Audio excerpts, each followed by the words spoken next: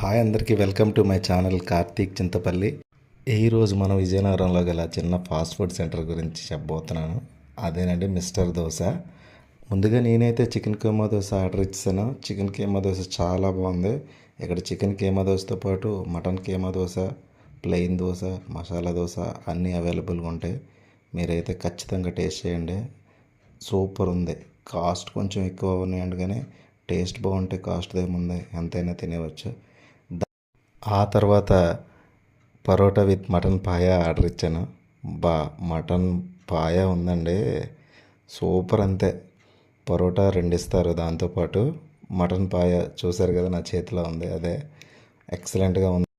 చాలామంది చెప్తుంటారు బయట ఫుడ్ ఎక్కువ తినకో, ఆరోగ్యం పాడైపోద్దని. కరెక్టే వాళ్ళు చెప్పింది. కాకపోతే ఏంటంటే మనం బయట ఫుడ్ తినకుండా రోజు ఇంట్లోనే తింటే ఇలా చిన్న చిన్న వ్యాపారస్తులు, వ్యాపారం చేసే వాళ్ళు ఏమైపోవాలండి.